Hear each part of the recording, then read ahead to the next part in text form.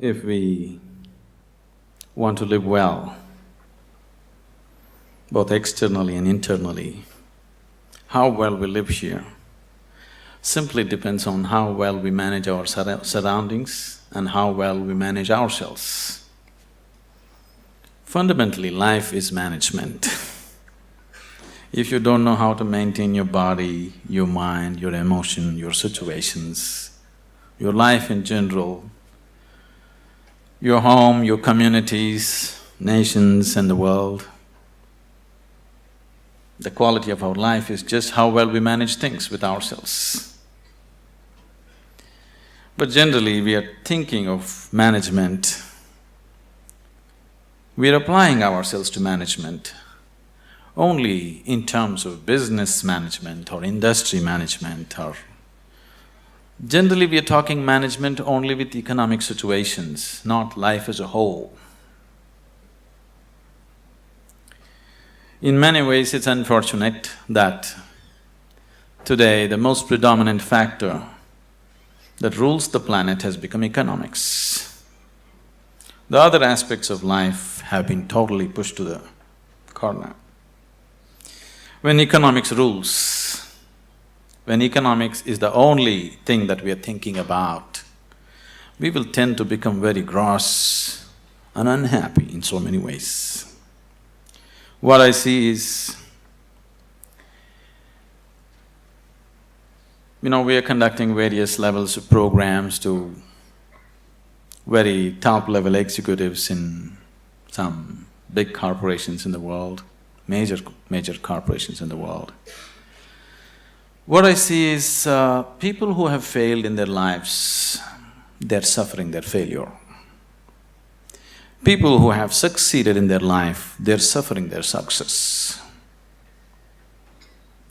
If you suffer your failure, it's okay, because failure comes easy. If you suffer your success, that is tragedy, because success doesn't come easy. So, something that you worked for, something that you always longed for, something that you wanted to create in your life, when it happens, if you start suffering that, that's real tragedy of life. But a large number of successful people on the planet are suffering their success. When I say suffering their success, if you look at people, look at yourself and see, you're still young people, most of you. When you're 5 years of age, how happy you were, and today, how happy you are. If we make a chart out of it, a graph out of it, is it moving upward or downward? In 24 hours' time, how many moments are you really happy? If you look at this, is it going up or down?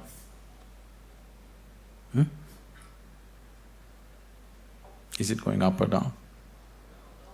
Down. So that means you're a bad manager. Because after all, everything that you did in your life is in pursuit of happiness, isn't it? All that you're doing in your life, you're doing it because you believe that is your happiness. You educate yourself, you pursue careers, you build families, you run after your ambitions. So many things you do because somewhere you believe fulfilling those things will bring you happiness.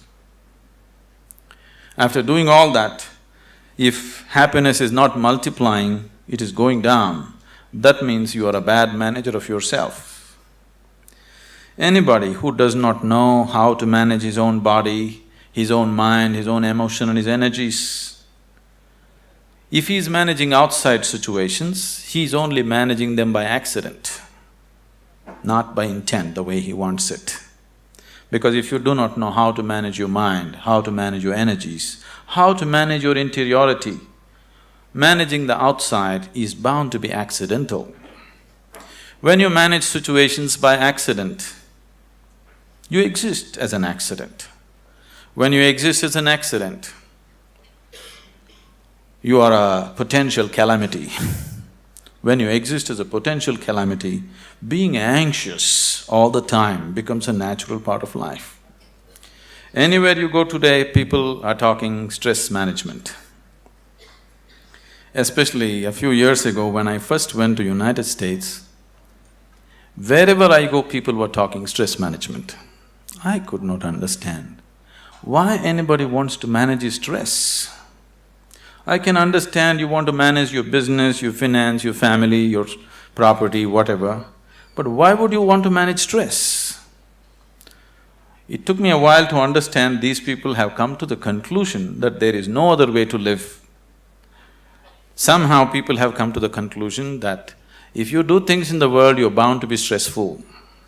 One is not stressful because of what they're doing. One is stressful because he's a bad manager of himself. He doesn't know how to manage his own systems. That is why he's stressful. It is not the nature of the job which makes one stressful. You ask a chaparasi, he is also stressful. You ask the top executive, he is also stressful. Everybody believes their job is stressful. No job is stressful. If you have no control over your own systems, you will be stressful. Whether you do something or you don't do anything, isn't it so? See, management means… fundamentally, management means we want to decide the course of our destiny. That's management, isn't it? We don't want to live here by accident. We want to take our lives where we want to go. That's management, isn't it so? If you're managing by accident, you are not a manager. Without you, things will run better. So once you say, I'm a manager, that means somewhere you have decided that you want to go in a particular way. You want to have a certain kind of situation, both inward and outward. So everybody is a manager in his own capacity, but in different levels and different types. Whether you manage a kitchen where you cook for 4 people, or you manage a large industry where 10,000 people work, fundamentally, if you want to have a good kitchen or a good industry, you must be a good manager of that situation, isn't it? So whether you're managing a little kitchen or a large industry, if you want to manage outside situations, generally you will have to manage material and people around you. If you have to manage 10 people or 10,000 people around you, you have to manage 10 minds or 10,000 minds around you. But if you have no management over your own mind, you managing 10,000 minds is going to be a disaster. In the process of doing something, if we are destroying human beings, which is happening right now, in the process of managing a situation, the man is broken, then this kind of management is no good, because after all, every management that we do is only for human well-being. If we are doing management for human well-being, in the process of doing something, in the process of managing situations, it is not only about producing something or making profit. Human beings should rise to their full potential. If we manage a situation properly, in simple process of working, you and the people who are working with you should be able to raise to their full potential. When I say rising to full potential, not just work potential, but as human beings, they must be able to rise to their full potential. If people work together, then people should be able to rise to the peak of their love, peace, compassion within themselves. If this doesn't happen, then it's bad management, because all management, the basic intent is human well-being. If that is not happening, you're just producing something, you're making little profit, but human beings are getting broken in the process, it doesn't mean anything. So if this kind of management has to happen, that just in managing a business, you find people around you raise to their peak, then you have to spend a certain amount of time in focusing on your inner management. If this doesn't happen, you will only manage situations by accident. A lot of people have understood management as a way of throwing their weight around. Can I tell you a joke? Are you okay? On a certain day, a lion was really feeling great within himself. He just was walking and a little rabbit was going, he caught him. and roared at him, "Who is the king of the jungle?" The little rabbit, terrified, said, You, of course you." He let him go, swaggered around a little bit. Then he found a fox, caught him. "Who is the king of the jungle?" "Oh my lord, it's you, of course, nobody else but you." Then he swaggered around a little bit, caught a few more animals, everybody screamed out of fear, "You are the king of the jungle." Then he was in full swagger, like a manager. King of the jungle Walked into a clearing in the jungle, there was a huge tusker standing. He went, stood in front of him and asked, "Who is the king of the jungle?" The tusker took his trunk, rolled him up, picked him up, twirled him around, smashed him to the ground. His back broke. Then the lion said, "You could have just told me."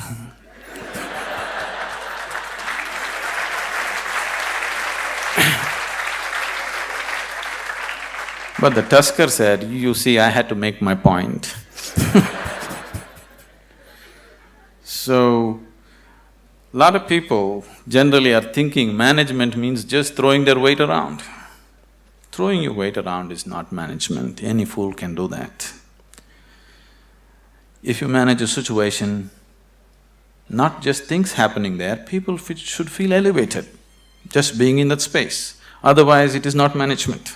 Above all, if you go to your place and you manage a situation, you must feel wonderful being there. If that doesn't happen, you are not a good manager. So if this has to happen, you need an inner dimension. When I say inner dimension, what is inner dimension? When I say inner, I'm not just talking about the body or the mind, because both this body and mind you gathered from outside in certain ways, isn't it?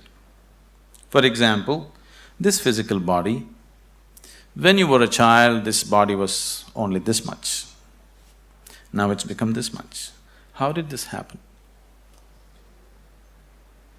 How did this happen? That's a question. How did this happen? You grew up, how did it happen, I'm asking?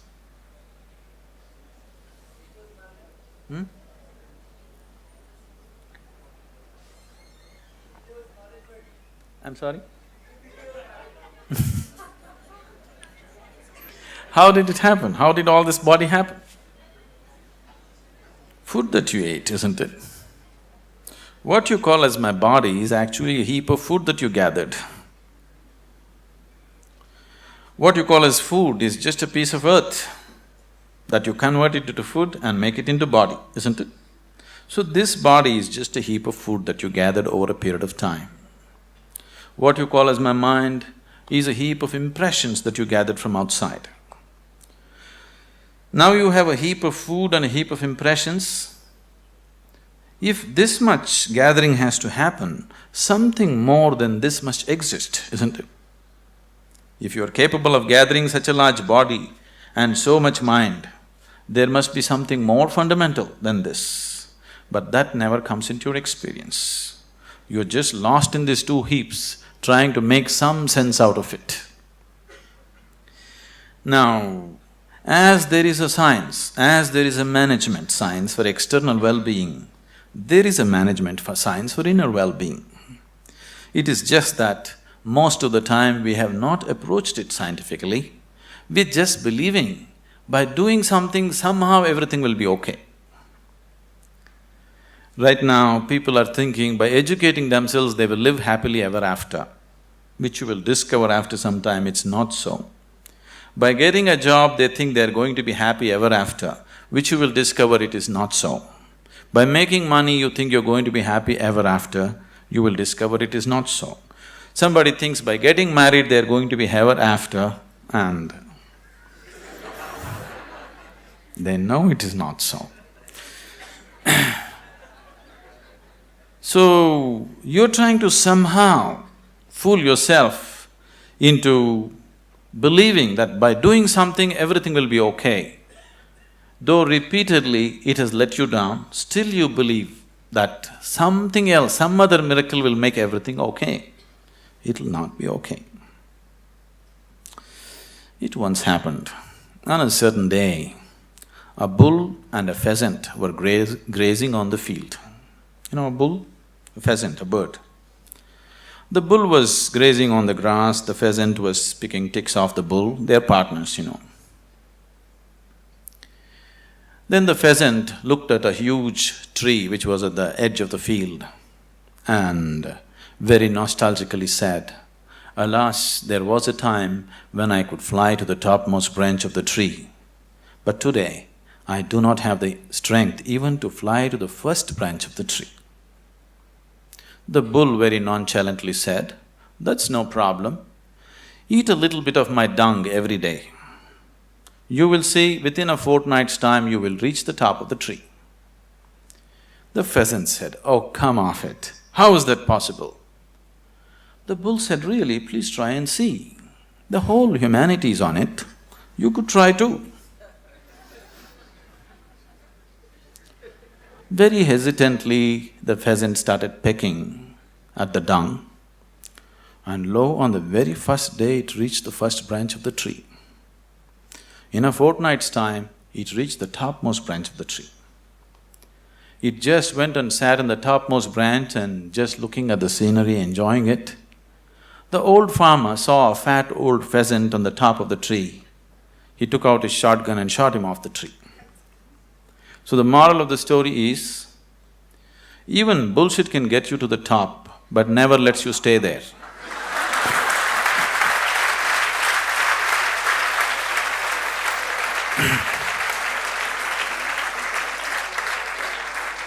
So, if you are seeking a life of fulfillment, if you are seeking a life of joy and peace and well-being within yourself, don't try to bull yourself in some way. You must do the right thing, otherwise it won't work. Now that you are managers or to be managers, probably, definitely I hope they have taught you that unless you do the right thing, it doesn't work with outside. The same goes with the inside, unless you do the right thing, it just doesn't work. You may just bull yourself to believe that this will make me all right, that will make me all right. Yes, for a moment, but the next moment you crash. Please see, successful people, unsuccessful people, just look at their lives and see in 24 hours, how many moments are they really joyful? How many? You go on the street and see how many joyful faces do you see on the street? Very, very few, isn't it so? Yes? If you see any, usually they are young faces. Over 30 faces are all long faces. What's happened to them? For most of them, their lives have worked out far better than they ever imagined.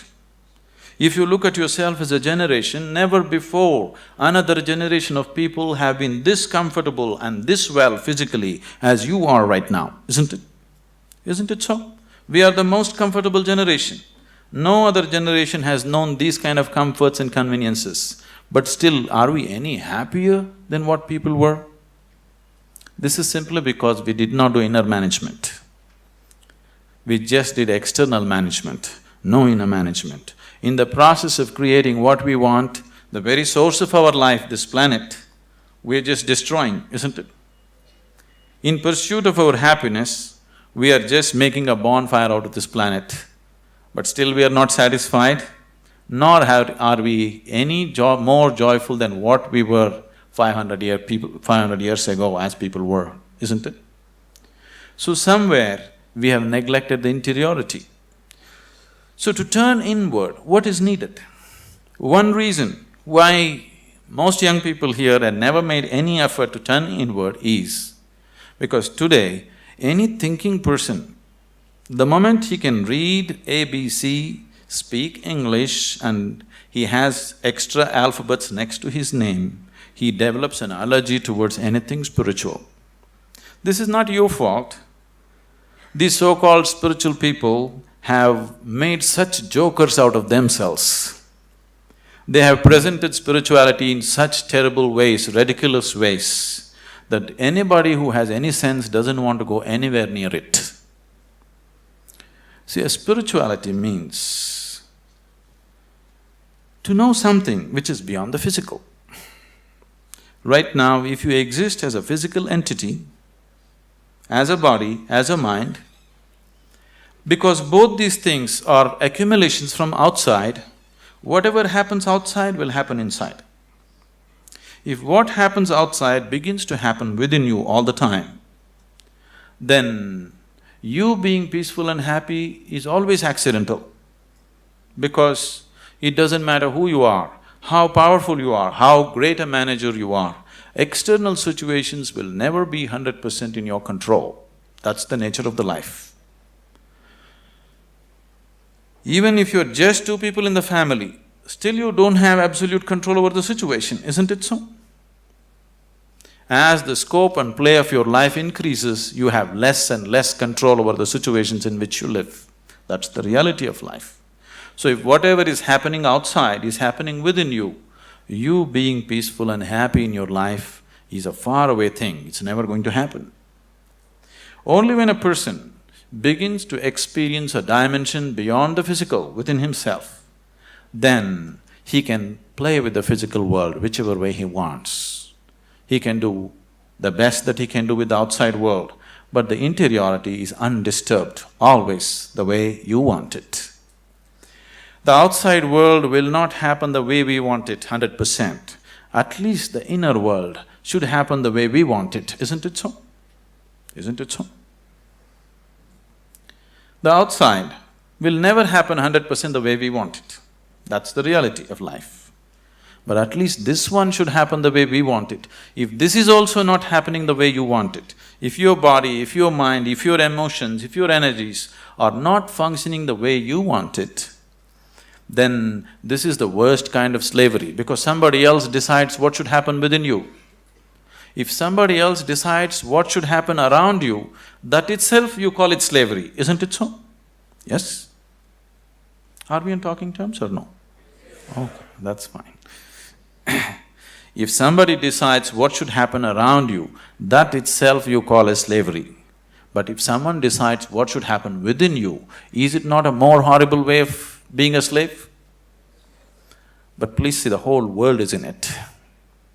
The only consolation is everybody is like this. Now that you're learning management as a science, I would like you to understand there is a whole science of inner management. If you don't learn that, you may manage businesses, you may manage industry, but still you will not live a life of fulfillment and well-being. If you want to live a life of fulfillment and well-being and offer the same to people around you, it's extremely important you know what it means to manage your interiority.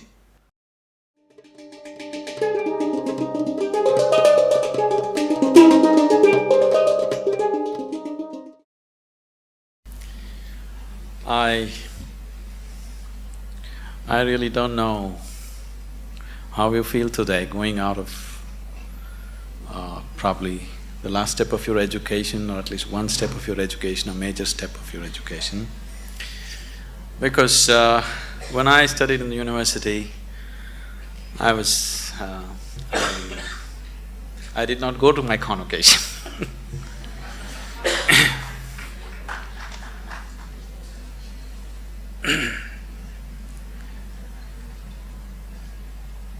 Somewhere, right from my childhood… Are you okay for a story? Right from my childhood, the education that I received, though they sent me to the best possible schools around, it didn't mean anything to me, because my sense of listening and looking at people was such. When the teachers were talking whatever, chemistry, biology or mathematics, one thing I could clearly see was whatever they were saying didn't mean a damn thing to them. And I was not willing to listen to anything from somebody who is talking something which doesn't mean anything to him. So, I always looked at the teacher. If he put his heart into it, I'm willing to be there. Otherwise, I'm out. Because somewhere I have so many things on my agenda for the day. 24 hours are packed with too many things. I'm not willing to spend an hour or even 5 minutes listening to someone who is talking something which doesn't mean anything to him. Even if he's talking nonsense, it doesn't matter. If it means something to him, I'm willing to listen to it. But if he's talking great things which don't mean anything to him, I am not willing to listen to him. So as a part of this, I spent…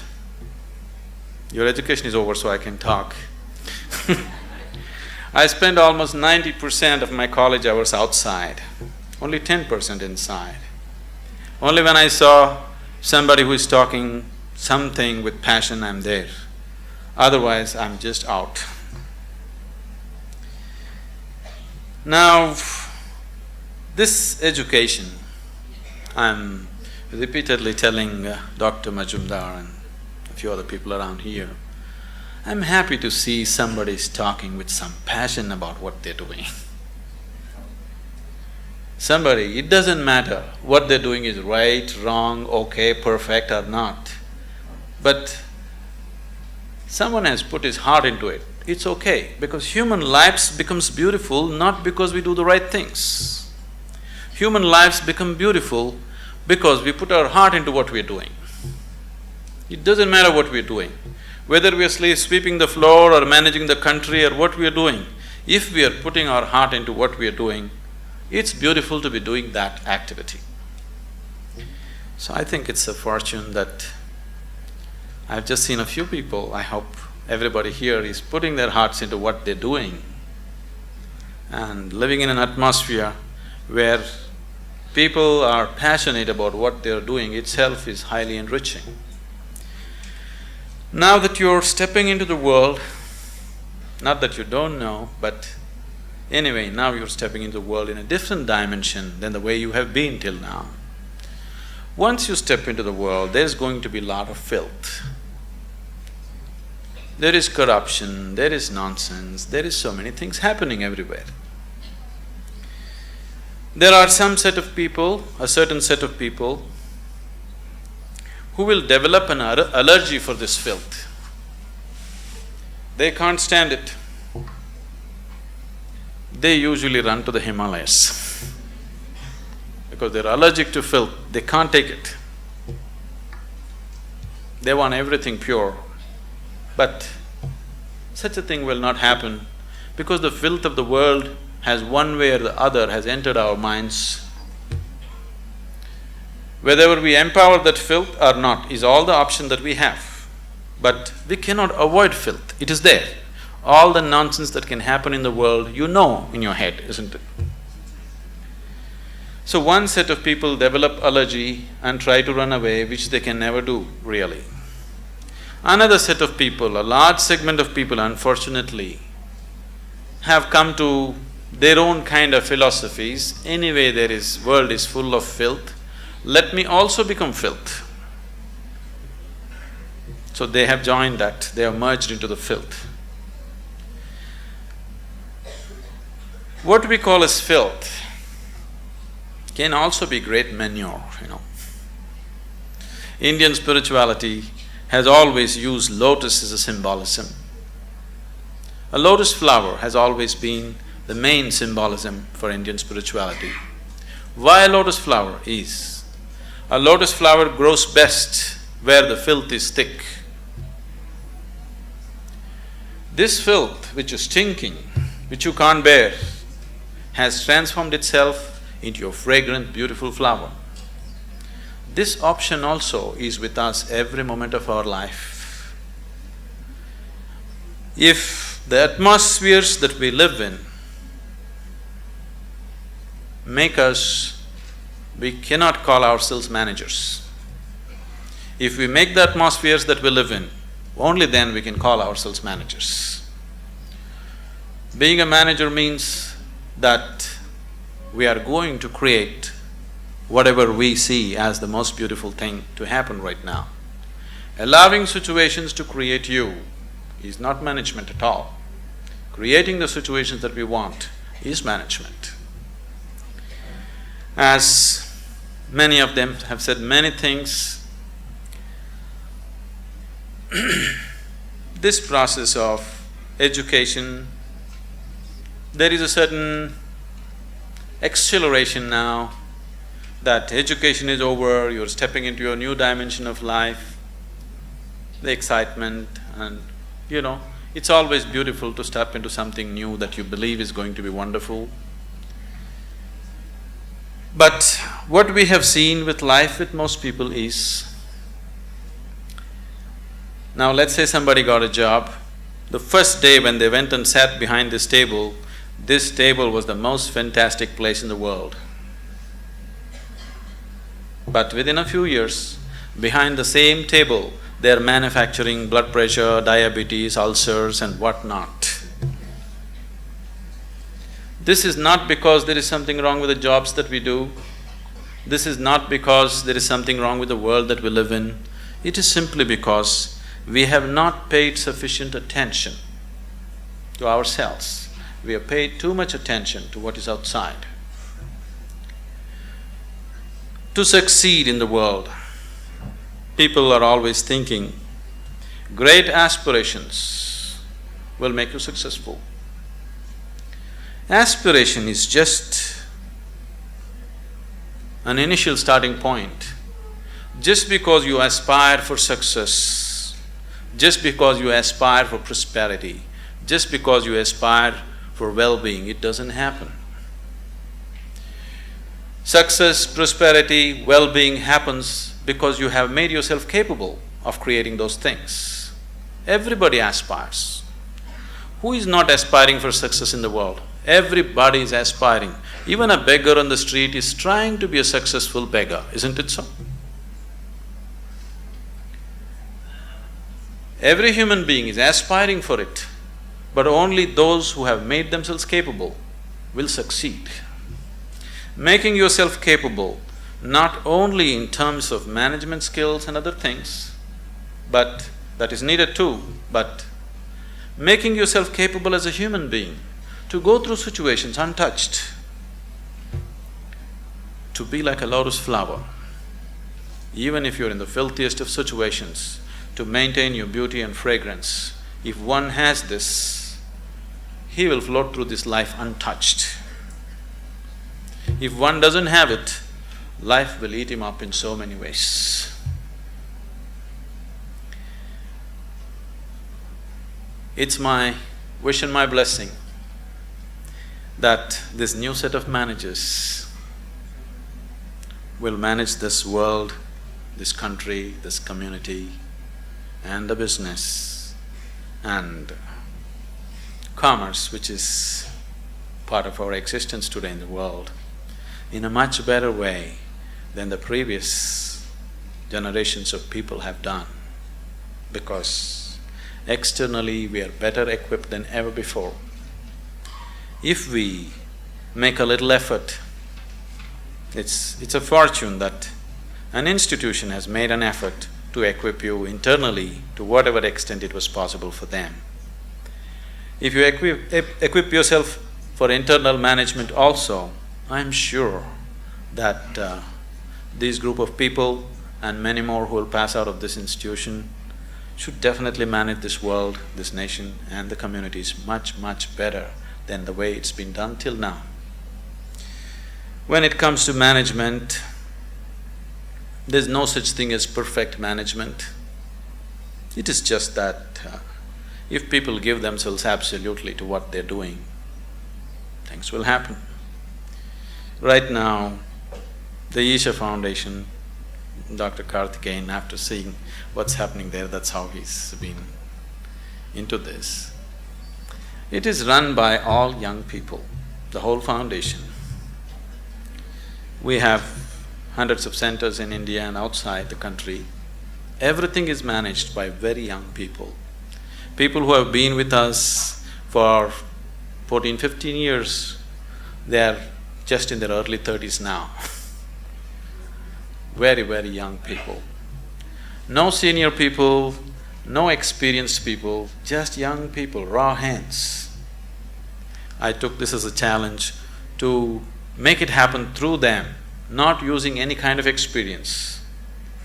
I am not against experience, I am not against that, but I wanted to make a statement that incredible things can be done, not because we know how to do it. Incredible things can be done simply because we are committed that we want it to happen, that's all. Today, this has grown into a voluntary organization with over 200,000 active volunteers around the world. And we have taken enormous projects of social significance. All these things are handled by volunteers. They're not paid for it, they spend from their own pockets and do things. And you need to understand, managing these people, managing volunteers is much more difficult than managing paid employees, because you can't fire them.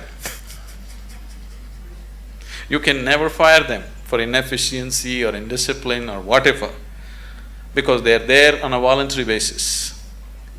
So, people who manage these situations, very young people without any qualifications, they are such fantastic managers of people. The way they manage the situations, the way they conduct thousands of people has set such a exemplary example in the community there. I would take this opportunity someday that when it's possible you visit Isha Yoga Center as to how things are managed, so simply, because management doesn't come… I know you need to learn about finance, this, that, banking and those kind of things, but fundamentally management is your ability to be capable of inspiring people to do their best. And that's all we can do. If everybody around us are doing their best, that's the best possible management that can happen. So this is not going to come with manipulation, this is only going to come with dedication, this is only going to come with love, this is only going to come because you are willing to give yourself 100% to the person who is next to you at that moment. Oh, is all this possible? Is it not all utopian? You think this is the reality in the corporate sector? I'm telling you, we are working in the prisons, we are working in rural areas, we are working with major corporations in the world. It doesn't matter what kind of person you meet. If you just learn to touch the core of his humanity, then you see every human being is willing to do his best for you, always. If you just learn how to touch the very core of a human being who is around you right now, you will see everybody is willing to lay their lives down for you. Only if people around you love you and they want to do the best for you, you will not get ulcers doing management. If people around you are trying to pull you down, you will anyway get ulcers trying to manage situations. Isn't it so? If you do not create the people who truly love us and wanting to give their best, then management is going to be a pain. Management is going to be a huge suffering. Only when people around us really want to do the best for you, only then management can happen wonderfully. It's my wish and my blessing that all of you turn out as truly great managers of yourself and the world around you.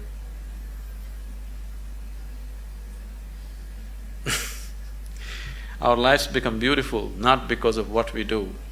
Our lives becomes beautiful simply because we have included everybody around us as a part of our dream of well-being. I hope all of you become truly successful and well. In whatever way, with inner technologies, if you need any help, we are always available to you. It's been a joy to be here in this institution. I've been to any number of colleges. People are the same, but creating an institution with some sense of commitment for inner well-being in today's world is… I'm too happy. Thank you.